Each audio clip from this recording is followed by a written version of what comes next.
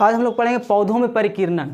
पौधों में परिकिरणन हम लोग पहले पढ़े थे फिजिक्स में कि केवल प्रकाश में परिकिरणन होता है, प्रकाश उधर से आया उसको परिकिरणित कर दिया गया, तो ऐसा नहीं है, पौधे में भी परिकिरणित होता है। मान लिया जाए कि एक पौधा हम यहाँ लगाएं तो यहाँ के अगल बगल में देखते हैं कि वही पौधा उगा हुआ रहता है। इसका क्या कारण है? इसका पहला कारण है कि जल द्वारा, पहला परिकिरणन होता है उसका जल द्वारा, कि अगर कोई पौधा लगा हुआ है और किसी नदी नाले झील के द्वारा पानी बह रही है, वहाँ से उसका बीज गिरता है और बीज गिरने के बाद उस जल धारा के साथ किसी दूसरे स्थान पर पहुँच जाता है, तो ये दूसरे स्थान तक पहुँचते ही उसका बीज अंकुरित होकर वहाँ एक नया पौधा का निर्माण करता है। तो उसमें बोलेंगे कि ये जो पौधा जो परिकिरणित हुआ 1 से 2 बना, वो जल द्वारा हुआ है।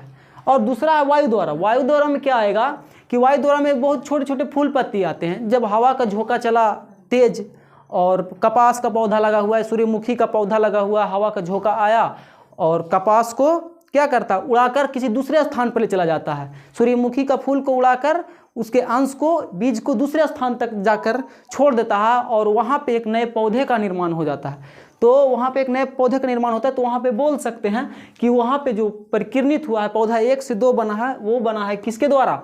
वायु द्वारा।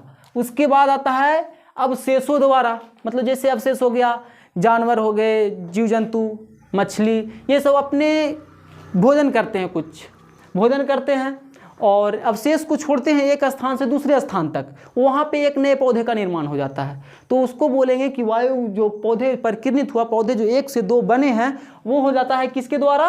अवशेषों द्वारा, जानवरों के अवशेषों द्वारा, मनुष्यों के अवशेषों द्वारा, पशु पक्षी के अवशेषों द्वारा।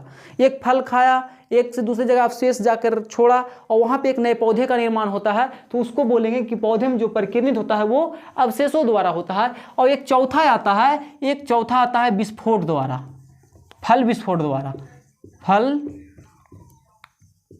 विस्फोट द्वारा। अब चौथा परिकिरणित कैसे होता है? चौथा परिकिरणित होता है फल विस्फोट द्वारा। अगर देखिएगा आप लोग कि फल पका हुआ है, बहुत ज़्यादा पका हुआ है और वो फट जाता है। फल ऐसा नहीं है कि केवल हम लोग फल बोलते हैं जो केला, सेब, संतरा, ये सब नहीं, फल होता है किस चीज़ का? मूंग, मसूर, मटर, ये सब भी एक तरह का फल है।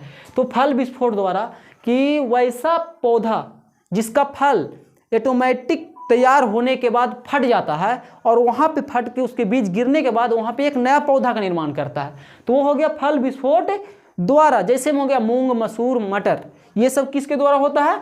तो फल विस्फोट के द्वारा। कि जैसे एक मटर का पौधा लगाएं, मसूर का पौधा लगाएं, वो पककर पूरी तरह तैयार हो जाता है, धूप के कारण वो फट जाता है और फटने के बाद फिर उसी स्थान पर गिर जाता है और वहाँ पे अंकुरित होकर फिर एक नए पौधे का निर्माण होता है। तो इसको बोलेंगे फल जो परिकिरणित होता है वो फल विस्फोट द्वारा होता है। तो पहला हम लोग का था कि जल द्वारा परिकिरणित विस्फोट होता है, जल द्वारा पौधे का परिकिरणित होता है। कि समझाए थे कि एक पौधा को हम लोग ले लेते हैं जल द्वारा, नदी, तालाब, झील, नाला के द्वारा पानी जब जाती है तो उसका बीज पानी को बहाकर किसी दूसरे स्थान तक ले चली जाती है, तो जो एक नया पौधा का निर्माण होता है वो जल द्वारा परिकिरणित होकर होता है।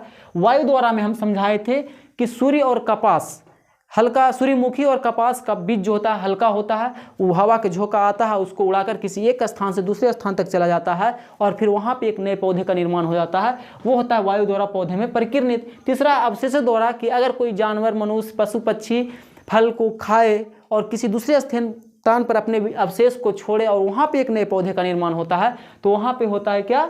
अवशेषों द्वारा परिकिरणित। और एक होता है फल विस्फोट द्वारा परिकिरणित पौधे में। इसको हम समझाए कि चना, मसूर, मटर, मूंग, ये सब इत्यादि को लेने के बाद कि अगर धूप के कारण वो जो फल है वो पक कर विस्फोट हो जाता है, फट जाता है और वहीं पे उसका बीज गिर जाता है और वहीं पे एक नए पौधे का निर्माण होता है, जिसे हम बोल सकते हैं कि जो पौधे में परिकिरणित हुआ है वो फल विस्फोट द्वारा होता है।